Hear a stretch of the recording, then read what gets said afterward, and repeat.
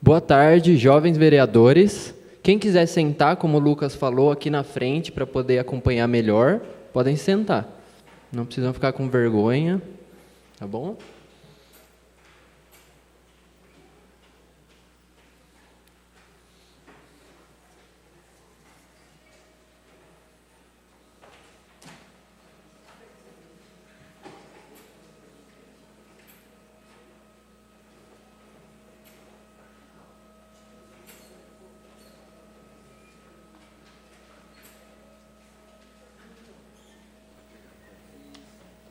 Tá comigo? Não, eu levo pra lá.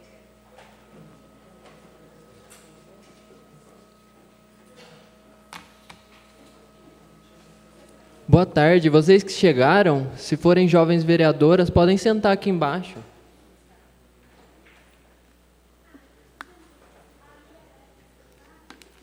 Não sei se tem espaço. Tem espaço? Aqui mais perto da frente, tá? Porque lotou aqui.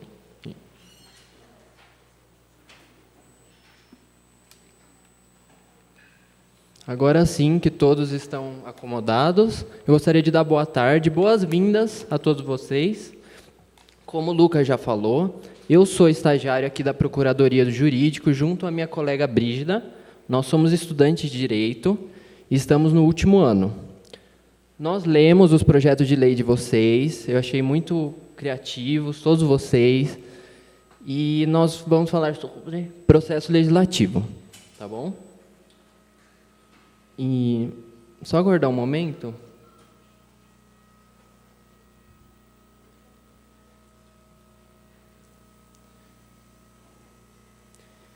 E eu vou começar falando sobre a política. Como dizia o filósofo Aristóteles, o ser humano é um animal político. O que ele quis dizer com isso?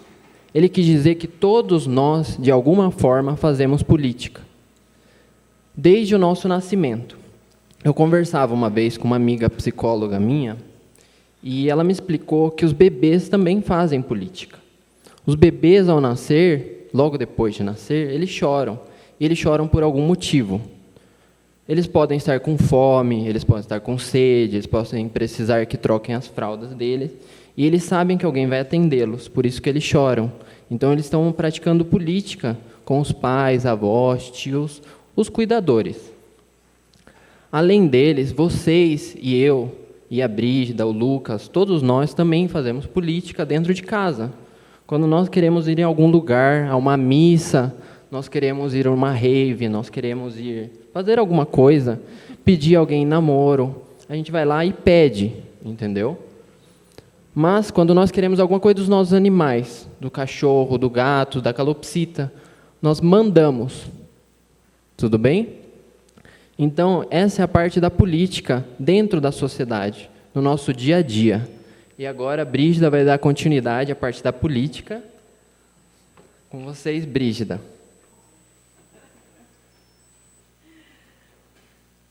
Olá, pessoal, boa tarde. Então, como o meu colega Pablo já me apresentou, vou representar de novo, né? Sou Brígida, estudo na Anchieta, estou no 9º semestre, e quero parabenizar de coração todos vocês que estão aqui, porque hoje realmente é interessante a gente ter jovens, né, da idade de vocês que estão no ensino médio já se interessando pela vida política, porque todo mundo fala, se interessar por política é legal, é o futuro da nação. Mas realmente quem se dispôs estar aqui como vocês é muito legal. Desde que eu era criança também, eu sempre gostei de política, sempre me interessei por esse tipo de assunto. Então, eu me espelho em vocês e me identifico em vocês também. E se eu estou aqui hoje é pelo fato de ter sempre me interessado por assuntos políticos, porque o direito ele anda de mãos dadas, né, com a política. Então, gente, antes da gente começar a falar sobre processo legislativo, sobre o regimento interno da Câmara, sobre a lei orgânica, que é a nossa Constituição do município, é interessante a gente permear alguns assuntos de como que começou essa questão da política, por que hoje nós temos um poder legislativo, quem é que idealizou o poder legislativo. Essa questão já é discutida há muito mais tempo do que nós imaginamos. Já o Aristóteles, lá na antiga filosofia, já idealizava um modelo de democracia. Depois o John Locke também no Iluminismo. Mas quem idealizou de verdade o modelo que nós temos hoje no Brasil, de um poder executivo, um poder legislativo, um poder judiciário, foi Montesquieu, em torno de 1700. Montesquieu foi muito importante, ele também estudou direito, e quando ele estudou direito, ele também fazia parte da nobreza. Nós temos que lembrar que naquela época era imperial, ou seja, existia um imperador que ele fazia às vezes de tudo. Ele era o que criava a lei, ele era o que julgava e era o que administrava. E isso gerava muita tirania e poder demais a poucas pessoas e muita pobreza a muitos, né? Então, o Montesquieu, ele se indignou com o sistema, ele não aceitava aquele tipo de política, ele achava que era errado. E ele já tinha uma visão muito além da época dele, que ele percebia que aquele modelo não ia perdurar muito tempo.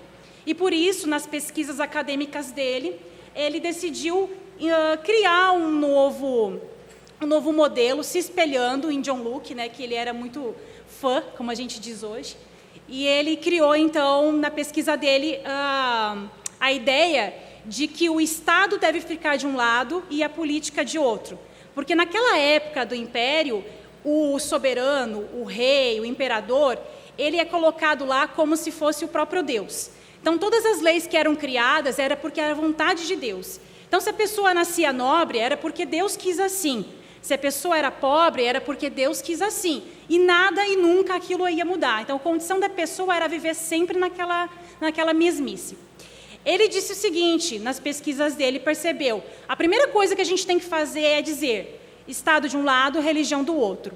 E nesse sentido, ele pesquisando, ele entendeu uma questão, de que quando a gente cria uma lei, a lei deve atender às peculiaridades daquela região, porque nós sabemos que cada região tem uma estrutura diferente, tanto social, quanto financeira, quanto histórica, enfim, são vários fatores que devem ser observados quando a gente cria uma lei. Quer um exemplo, gente? Um exemplo mais amplo que está em pauta. Os Estados Unidos. Estados Unidos é maravilhoso, é a terra da liberdade, todo mundo idealiza, todo mundo gostaria de um determinado tipo de modelo e tudo mais. Então, o brasileiro tem muito essa questão assim, por que a gente não aplica aquelas leis nos Estados Unidos, aí deu certo lá, vai dar certo aqui, e é isso aí, por que os governantes não pensam nisso? Montesquieu, lá em 1700, já sabia que esse tipo de coisa nem sempre dá certo, porque a gente tem que analisar as diferenças culturais, as diferenças sociais. O Brasil, desde que ele foi colonizado de um modelo de exploração, diferentemente do que aconteceu nos Estados Unidos. Então, já começa por aí as diferenças. Então, nem sempre uma lei que foi feita lá nos Estados Unidos funcionaria no Brasil. A mesma coisa, um vereador tem que ter em mente, pessoal. Não é porque uma lei, de repente, lá no Nordeste, uma lei municipal, deu certo para aquele povo, é que daria certo na nossa realidade. E o vereador, ele tem uma realidade muito mais próxima com o povo do que qualquer outro político.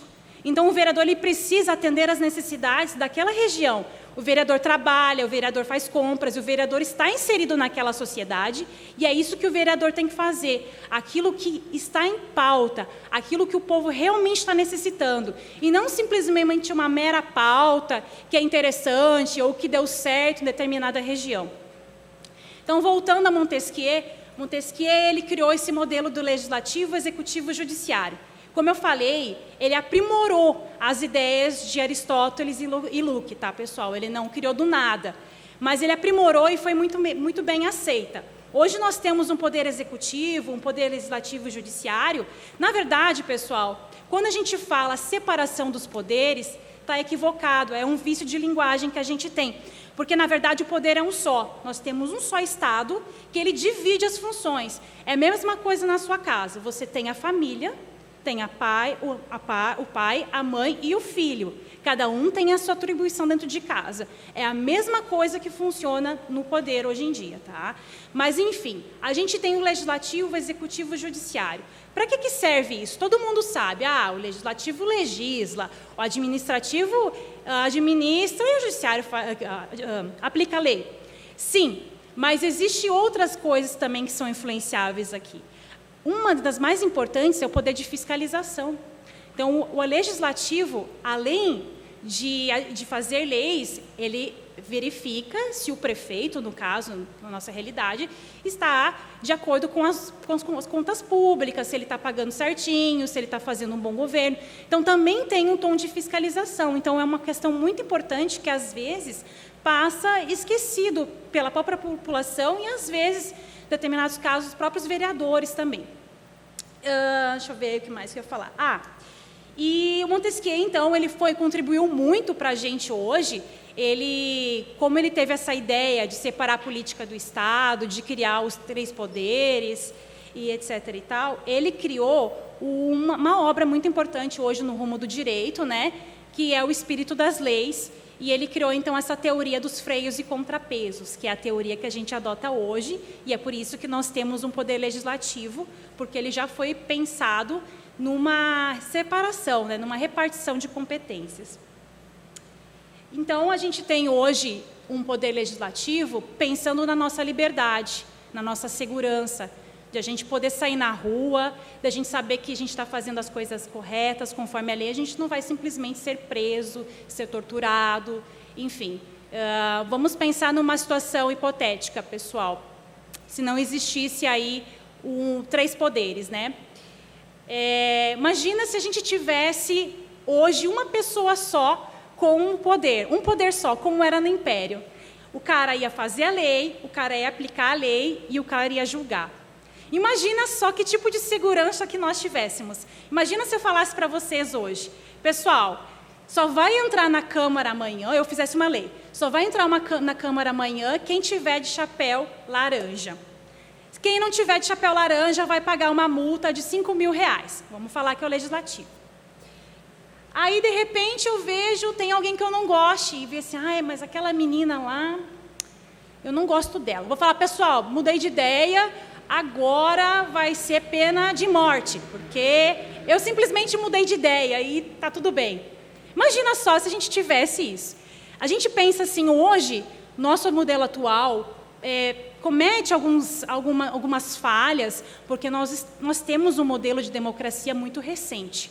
Nós temos apenas 30 anos, pessoal.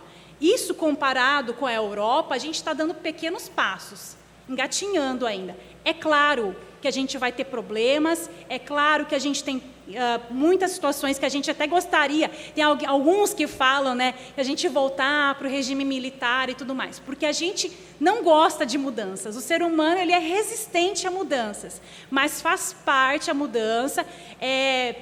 Até tem uma frase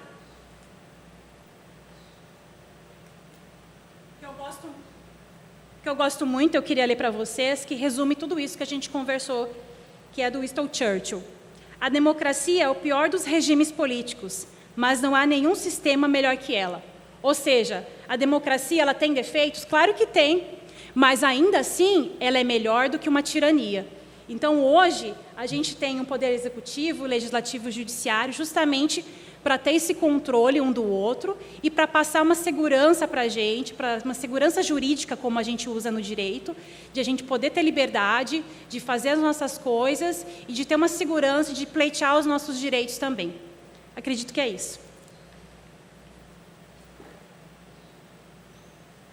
Eu agradeço a explicação da nossa colega Brígida.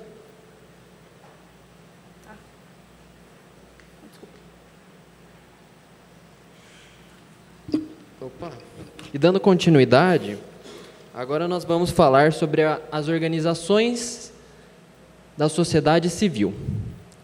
Essas organizações são muito importantes para vocês, como jovens vereadores, porque praticamente é sobre elas que vocês legislam. Vocês não podem, como a Brígida falou, mandar no executivo, nem no judiciário, por causa da teoria do Montesquieu. Essa teoria equilibra os poderes. Ela não permite que ninguém mande em ninguém, entre os 3 poderes, tá? As 3 funções. Cada um no seu quadrado, pessoal.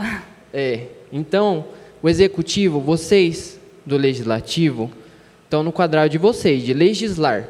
Vocês legislam sobre alguma coisa. Vocês não legislam sobre a prefeitura, sobre o prefeito. Vocês não mandam no que eles fazem ou deixam de fazer. Tá bom? A gente vai explicar melhor sobre essa parte da fiscalização do legislativo sobre o executivo na segunda parte do processo legislativo. Não hoje, tá? Mas só para vocês terem uma ideia do que vocês podem legislar. Então, quem são essas organizações da sociedade civil? Primeiro, são entidades sem fins lucrativos, tá? Segundo, são cooperativas sociais. E, por fim, organizações religiosas. Tudo bem? É sobre eles que vocês legislam, na maioria das vezes.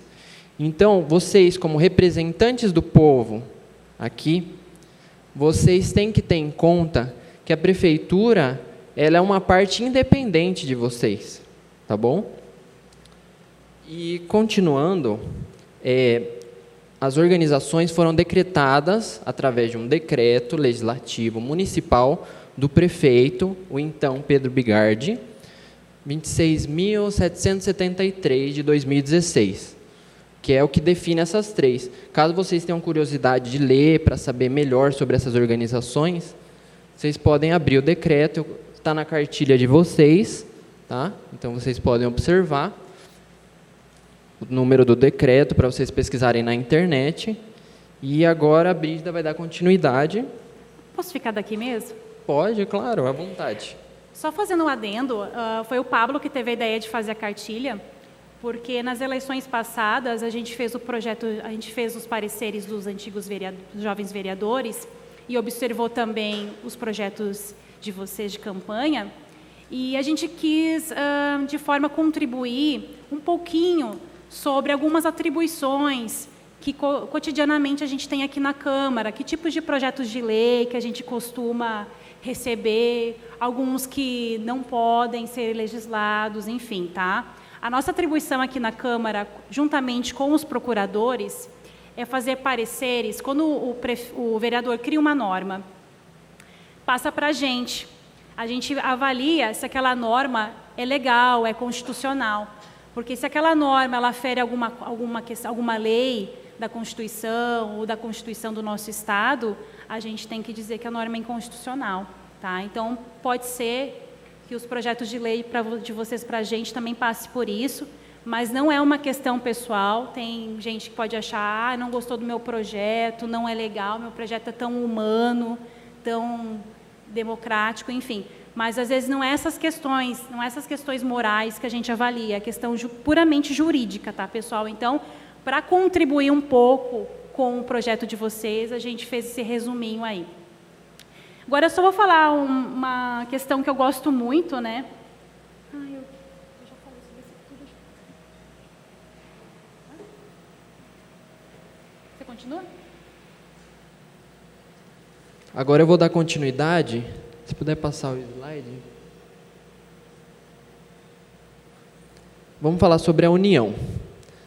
A União, assim como o município, o Distrito Federal e os estados, compõem juntos os entes federativos. Os entes federativos, eles têm algumas semelhanças, como o autogoverno, a auto-organização e a auto-administração. Juntas, essas três compõem a autonomia. Então, o município de Jundiaí tem autonomia para legislar dentro do município de Jundiaí. Eu não posso pegar uma lei que legisle sobre o Estado de São Paulo, porque eu vou estar ferindo a competência do governador do Estado de São Paulo ou da Câmara, da Assembleia Legislativa do Estado de São Paulo. Então, eu tenho que me limitar ao meu espaço territorial. A União, como ela contém todo o espaço territorial, ela pode legislar sobre todo o espaço que ela contém. Então, ela não pode criar uma lei sobre o Haiti, por exemplo, nem sobre a França, sobre os Estados Unidos. Tá bom? Porque cada união, cada país tem a sua soberania.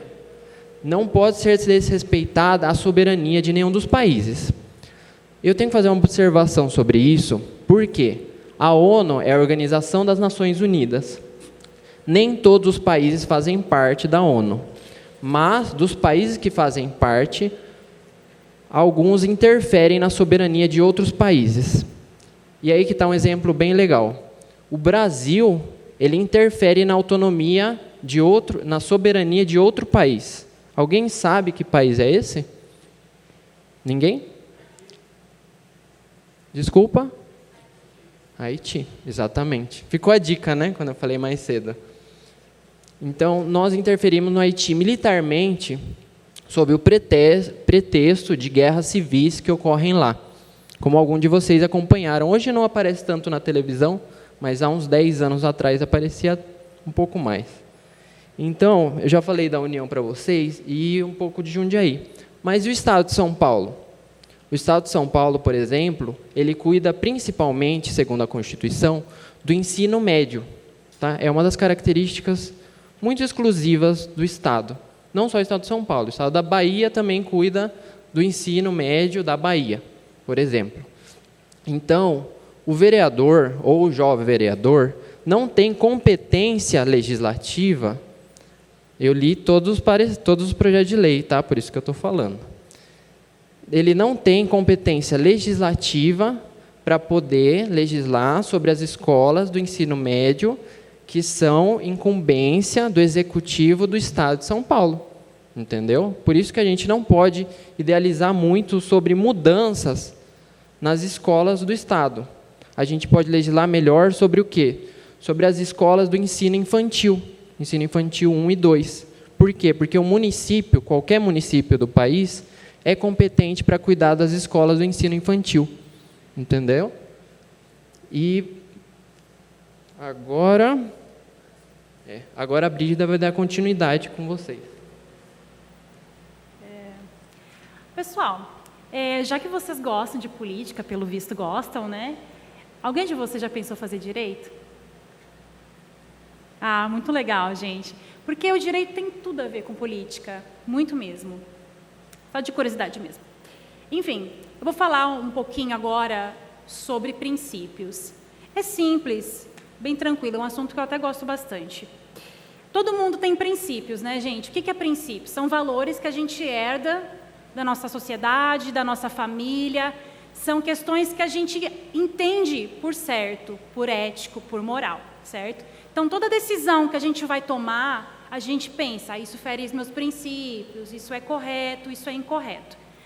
Quando a gente fala de administração pública, não é longe disso também. Então, existem alguns princípios que a administração pública ela deve nortear.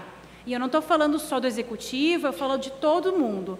Todo o servidor público, o administrador público, o poder legislativo. Deve se permear por inúmeros princípios, tá, gente? Mas tem 5 princípios que são os mais importantes, que são o top 5, que eu falo.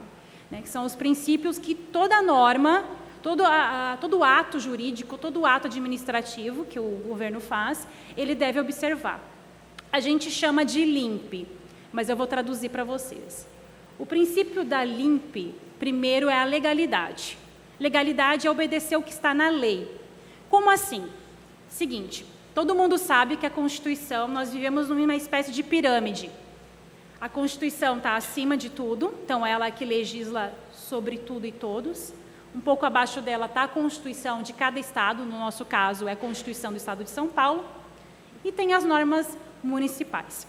Então, quando um vereador ele vai fazer uma norma, criar uma norma, ele tem que se atentar a isso, de não ir contra o que está previsto na Constituição e não ir contra o que está previsto na Constituição do Estado. Por exemplo, vamos dizer o seguinte, um vereador ele cria uma norma que quem a polícia encontrar na cidade usando drogas, ele vai poder bater no cara, dar pauladas.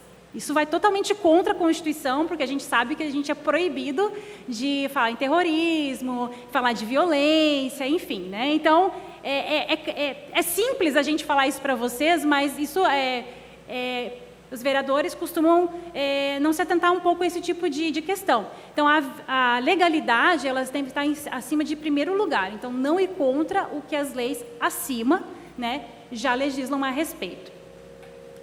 A impessoalidade. A impessoalidade é muito interessante, porque é uma das coisas que a gente percebe mais na prática. Eu vou dar um exemplo que aconteceu na minha cidade. Eu não sou daqui, tá? Eu sou do Rio Grande do Sul. Moro há 5 anos aqui em São Paulo. Na minha cidade, o prefeito, ele fez uma praça muito interessante, uma praça muito bonita, que valorizou bastante a cidade, que chamou muitas pessoas para morar na cidade, enfim, foi uma praça bem legal mesmo, que vem vários shows, enfim, interessante. Só que assim, o que ele fez na praça? O nome dele, o apelido, na verdade, de campanha dele era Pezão, não do Rio de Janeiro, tá? Mas era Pezão. Quando ele terminou a praça, ele colocou uma estátua gigante com um pé no meio da praça. Então, gente, o que isso quer dizer? Quer dizer que ele quis colocar uma obra pública, que foi feita com dinheiro público, né, dinheiro de todos nós, colocou uma placa como se fosse dele, a obra. Mas a obra não é dele, é do município. Né? Então, o que acontece é quando a pessoa, por exemplo, eu, Brígida, sou cidadã, aqui fora eu tenho direitos, eu tenho deveres. Eu, Brígida, quando eu me torno vereadora, eu sou a comunidade, eu não sou mais a Brígida. Os meus direitos pessoais, as minhas vontades pessoais ficam lá fora. E aqui não, aqui ele acabou misturando a pessoa dele com o prefeito. Então, isso que quer dizer impessoalidade, você acaba misturando o seu cargo público, o seu cargo político com a sua vontade. Por exemplo, também acontece muito de repente, eu tenho uma empresa e eu quero valorizar aquela empresa e eu faço uma lei valorizando aquele segmento. Também é impessoalidade, porque eu estou valorizando. Ou, por exemplo, eu tenho algum desafeto e eu faço uma lei para prejudicar aquele meu desafeto. Eu estou misturando o político com a pessoa. A moralidade. A moralidade, para mim, pessoal, quando você fere a impessoalidade, você fere a moralidade. Porque o que é moral? Todo mundo sabe, né? Moral é não fazer o que os outros não fariam, ser ético e tudo mais. É mais ou menos isso mesmo. Você fazer alguma coisa. Por exemplo, assim, estava conversando com o Pablo aqui antes. O que é moral? Vamos pensar assim no atual modelo de governo. Não estou aqui falando sobre governo federal, estadual. Eu estou fazendo apenas uma hipótese, tá, pessoal? Por exemplo, assim, se de repente o prefeito falasse assim, ó, na minha campanha, quando eu for vereador, eu vou me homenagear e eu vou fazer, no dia do meu aniversário, uma data comemorativa em relação ao meu aniversário, porque eu sou uma pessoa muito importante para essa comunidade. Será que alguém votaria? Assim, ó, falando isso com consciência, alguém votaria porque realmente é um projeto interessante, é um projeto que agrega? Não, por quê? Porque é imoral, certo? Então, a imoralidade e a impessoalidade, para mim, elas são meio... andam juntas, nem sempre, mas andam juntas. Porque, às vezes, você cria uma lei que, em tese, ela não fere a Constituição, ela não fere a Constituição do Estado, mas ela fere a moralidade, ela não é uma lei ética, uma lei que as pessoas realmente acham interessantes, que as pessoas se sentem ofendidas com determinadas leis. A publicidade. A publicidade é um princípio também que todo ato público, todo ato político, ele deve ser público. Nem todo mundo conhece as leis, todas as leis. Se eu perguntar para vocês o que está escrito na Constituição do município, que é a lei orgânica ou o regimento interno, provavelmente vocês vão me falar que não sabem, nem eu sei direito, para falar a verdade, todas não. Mas elas são públicas, se vocês acessarem o site da prefeitura, o site da Câmara, elas estão lá. Então, todo ato que o administrativo ou o poder legislativo fazem, eles são públicos. Até mesmo as sessões também aqui são públicas, são abertas. Então, é o princípio da publicidade. E o princípio da eficiência.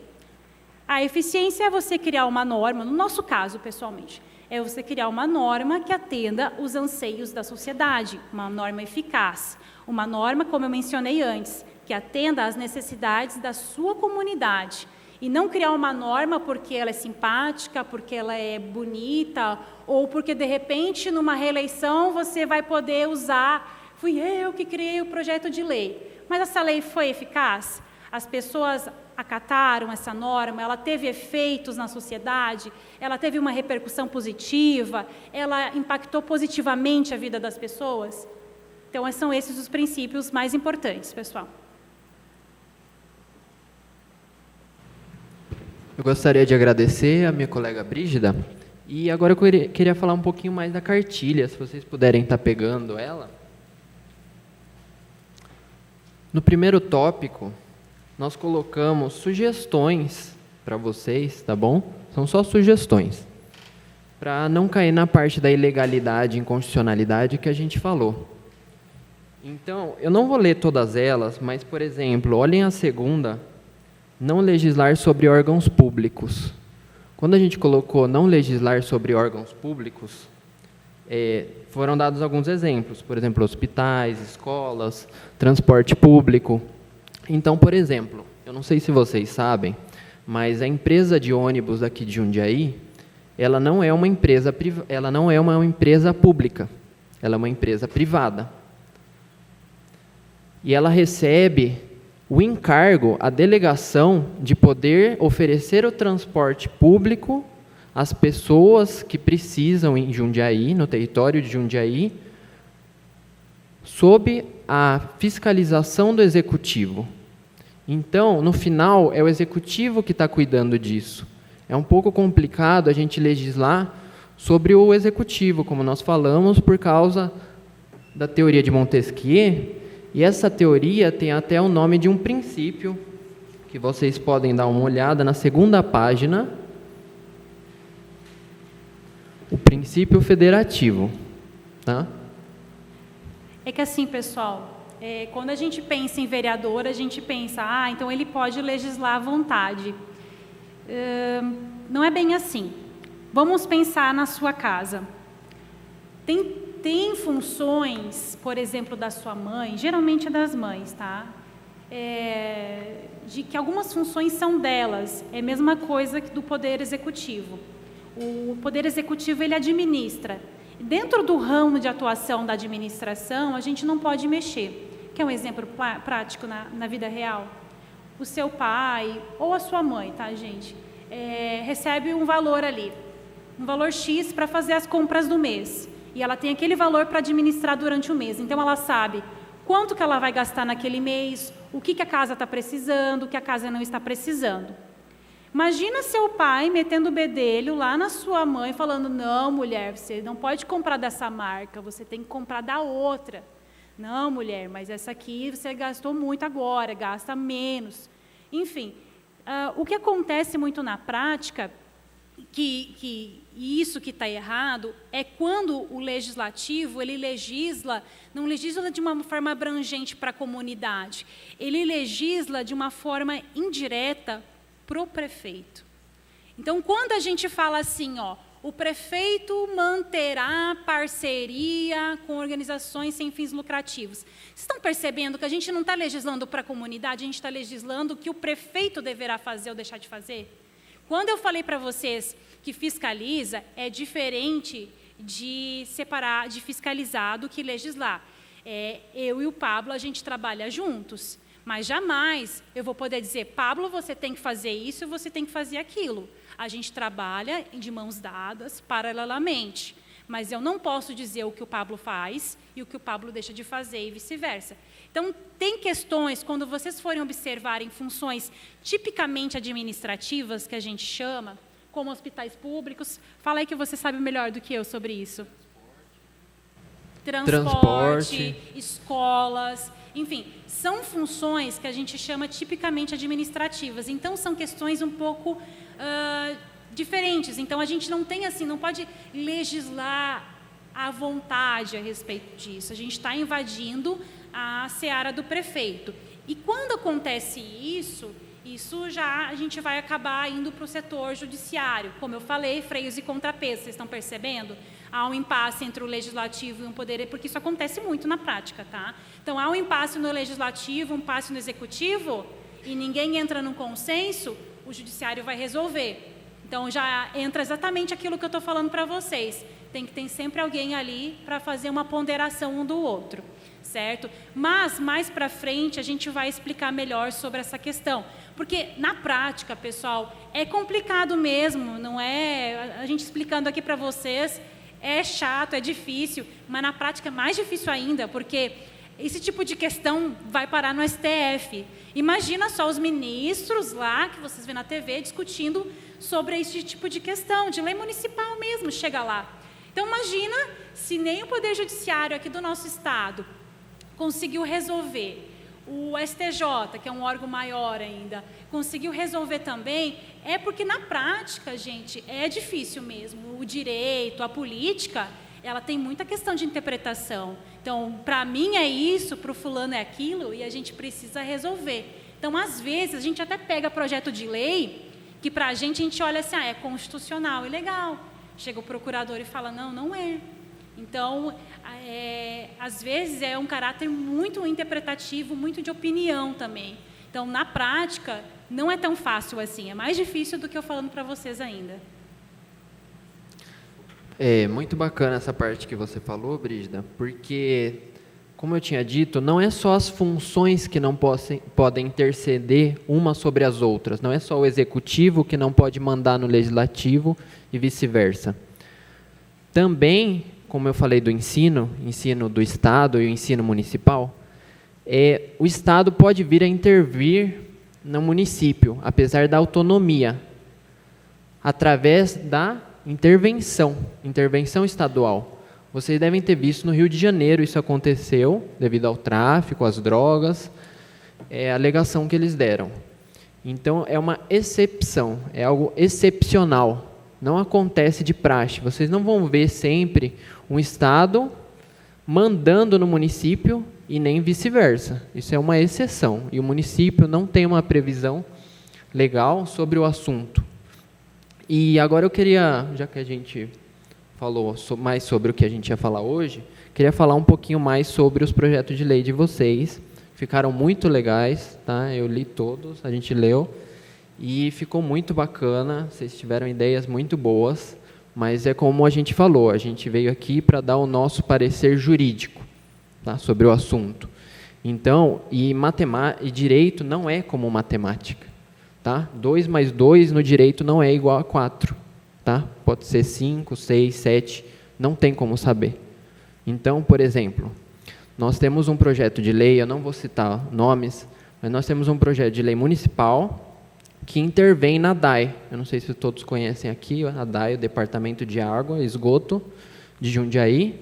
Tem um projeto de lei que nós entendemos que ele é legal e constitucional. Por quê? Porque já existe julgamentos no STF, no STJ, falando que sim, o legislativo pode sim legislar naquele assunto específico, naquela determinada causa, a benefício da população. Então, para vocês saberem, esse projeto de lei, que hoje já é lei, ele trata sobre um mecanismo, não sei se vocês já viram, se alguém aqui mora em condomínio, que ele faz o controle de quanto de água é gasto, para saber se o que você está cobrando, que a DAE está cobrando de você, é mesmo o que você gastou de água. Entenderam? Eu só queria saber se vocês têm alguma dúvida do que a gente falou, por enquanto. Está tudo claro? Está tudo bem? Carinha de assustados. Que não estão entendendo nada, pessoal. Assim, para falar a verdade, nas aulas lá do direito também a gente fica assim. Com cara de bobo. Mas, continuando, então, por exemplo, quando vocês criam uma lei que gera custos, que faz um impacto orçamentário no município, quem vai pagar? Vocês já pensaram nisso? Quem que vai pagar? A população, tá. Mas como que ela vai pagar? Para quem que vai o dinheiro da população? Quem faz a cobrança de impostos? É o executivo. O executivo, ele administra. Então, ele administra o dinheiro também. Tá bom? Então, quando vocês criam um impacto muito grande, vamos dizer que eu quero criar um prédio para auxiliar as mulheres de Jundiaí. Tem um projeto de lei aqui sobre isso. Eu quero criar um prédio, mas de onde vai vir o dinheiro? Eu tenho que pedir para o executivo, ou eu posso ir lá e criar uma lei sobre isso? O executivo tem que construir com o dinheiro que ele recebeu. É um pouco complicado, não é? Porque o prefeito ele foi eleito. Então, as pessoas acreditaram que ele ia saber o que fazer com aquele dinheiro. É ruim o legislativo ficar lá e falar: ó, prefeito, eu queria que você gastasse o dinheiro que você recebeu desse jeito, daquela outra forma. É ruim. A história da mãe que eu falei, né? Sim. A mãe está com as contas da casa, ela que ficou incumbida de pagar e receber valores, e aí o pai vai e fala: não pode, tem que fazer assim, assado. Mas a atribuição é dela, certo? Sim, é como na casa de vocês. Mesma coisa, gente. É a mesma Nós coisa. temos organização numa empresa, numa multinacional, na nossa casa tem uma organização.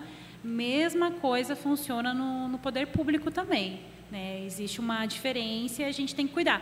Só que assim, então quando vocês forem criar um projeto de lei para fugir desse tipo de questão, a melhor forma, aí reiterando, retomando o que o Pablo disse no início, a melhor forma de escapar de uma inconstitucionalidade, de uma rixa com a prefeitura, criando uma parceria entre o poder público e o poder privado, o poder público e o privado, melhor dizendo.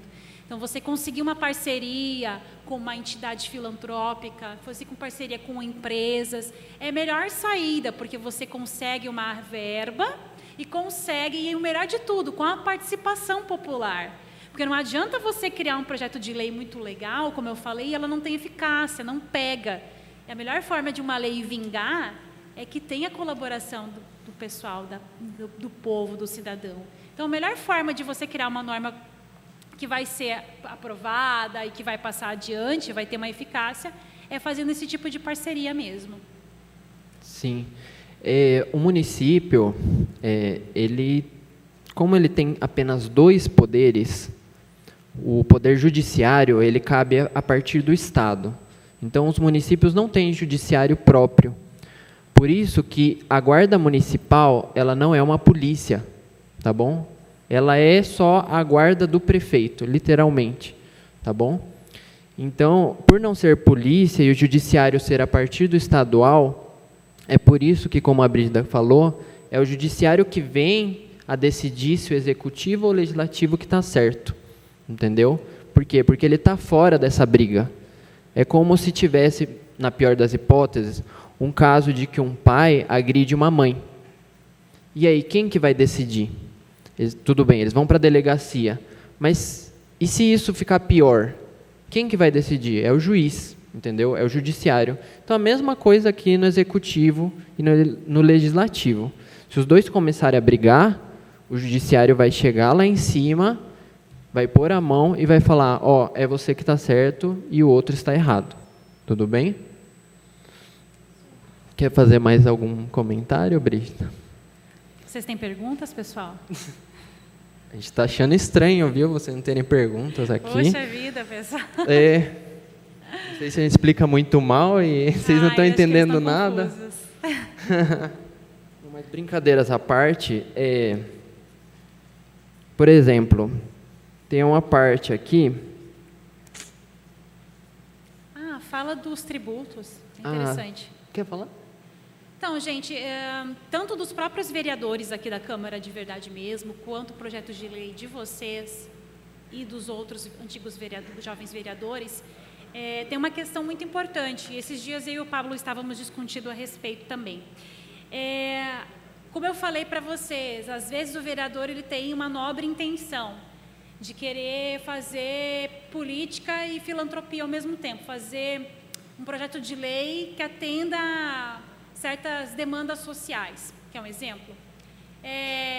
Quem doar sangue uma vez por mês vai ter incentivos fiscais, não vai pagar determinado imposto. Assim, se a gente for olhar, é bacana, é interessante do ponto de vista moral e ético. Mas o legislativo pode legislar sobre tributos, tá? Vocês podem aplicar isenções, sim. Mas, quando vocês forem aplicar uma isenção, vocês não podem usar outra questão por fora. Vocês podem fazer assim, ó. Aplica a isenção a entidades que fazem filantropia em relação a pessoas portadoras de AIDS. Ponto. Não trazer alguns assuntos, alguns incentivos por trás de alguma demanda. Vocês têm que trazer diretamente o que vocês querem. E não trazer... Como é que eu poderia explicar melhor, Pablo? O quê? É isso, não criar uma desculpa, vamos falar assim, porque eu não sei explicar para vocês, mas criar um aspecto para criar uma isenção. Cria isenção direto, mas não traz esses benefícios porque a pessoa, ela doa órgãos, ela doa sangue, enfim, isso não vai passar. Certo? Acho que eu entendi. A Brígida está falando assim, tributo é algo econômico, é financeiro. O legislativo, ele tem o poder de dar isenções fiscais. Então, por exemplo, o IPTU. O IPTU é um imposto sobre a propriedade e é urbanístico, é da cidade. Então, é competência do município legislar sobre o IPTU. Isso. E é competência da Câmara legislar sobre tributos. Eu posso dar isenção, mas eu não posso, ao mesmo tempo que eu dou isenção, também dar outro benefício. Como a Brígida falou, de doar sangue. Eu não posso beneficiar as pessoas que doam sangue através do tributo. Entenderam? Eu posso tentar, por exemplo, nas organizações da sociedade civil, incentivar, através de campanha, a doação de sangue e falar que, em certa época do ano, precisa-se de doação de sangue, porque há uma baixa. Mas eu não posso ficar misturando o financeiro com benefícios sociais. Isso atinge diretamente a imoralidade. Entendeu? Eu estou me beneficiando, porque eu vou ser o vereador que eu dou benefício fiscal para quem doa sangue. Eu dou benefício fiscal para quem patrocinar a minha empresa, ou a empresa do meu pai, ou a empresa do meu primo. Entendeu? Eu não posso ficar mexendo. O legislativo já tinha pensado nisso, por isso que ele criou essa diferenciação. Né? Então, tem algumas ideias de vocês sobre o DBA, que é o Departamento sobre os Animais, daqui de Jundiaí. É muito bacana cuidar dos animais e incentivar a doação, mas é como a gente falou, é um departamento da prefeitura, né? Então, é complicado você ficar mandando na prefeitura. Mas você pode mandar ideias, por exemplo, o prefeito. Aqui eu não sei como funciona essa parte do jovem vereador, se tem esse diálogo com a prefeitura. Mas o vereador, ele pode idealizar o que não firma como lei constitucional e legal, ele pode muito bem sugerir ao prefeito. Então, eu não sei se vocês viram, mas recentemente aqui no município houve doação de 2 ambulâncias, com a intervenção de 2 vereadores. Eles não fizeram isso através de projeto de lei, eles fizeram com conversas, com negociações, sugestões, tanto com o prefeito, quanto a unidade de saúde e com a população, porque ele descobriu o que a população precisava, foi lá e melhorou.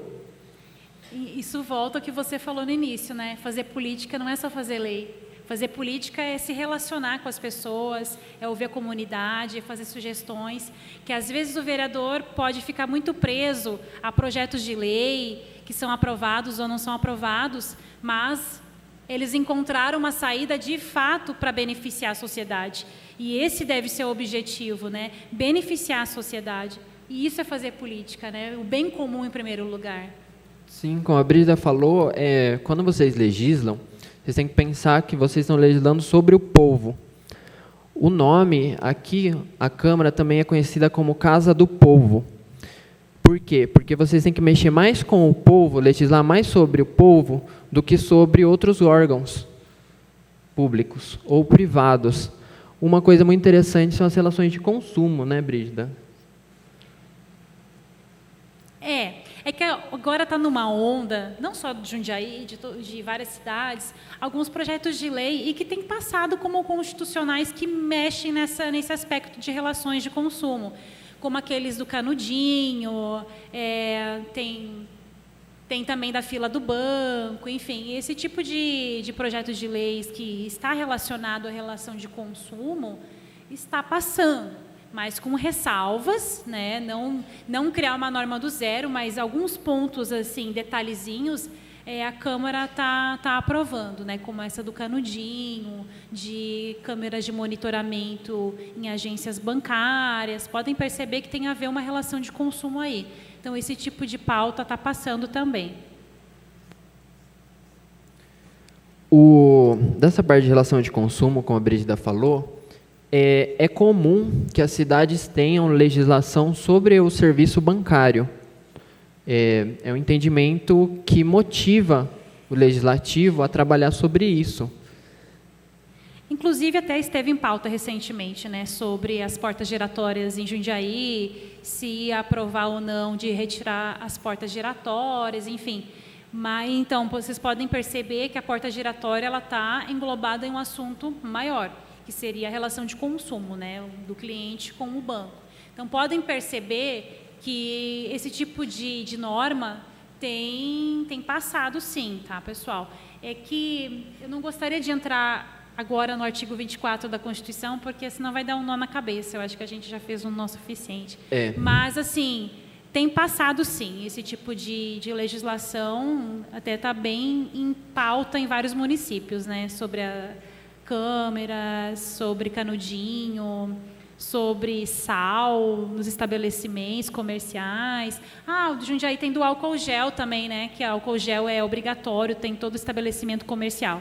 Então, ele tem um viés de consumo aí. Então, tem a ver aí que eu estou falando, né? Sim. E acho que encerramos. Vamos encerrar, porque acho que já deu 56 minutos, né? Obrigada, pessoal, pela paciência de vocês.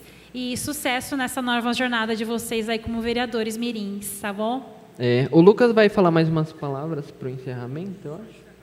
Não? Já terminou? E eu queria agradecer, tá? Eu achei muito legal mesmo os projetos de lei de vocês, sobre bicicleta, sobre animais, sobre a parte da mulher. São muito criativas, muito legais e tomara que vocês continuem nessa parte política. Nós nos vemos no dia... Não sei se o Lucas já marcou. Tá, o Lucas vai falar sobre o dia da nossa próxima aula do processo legislativo.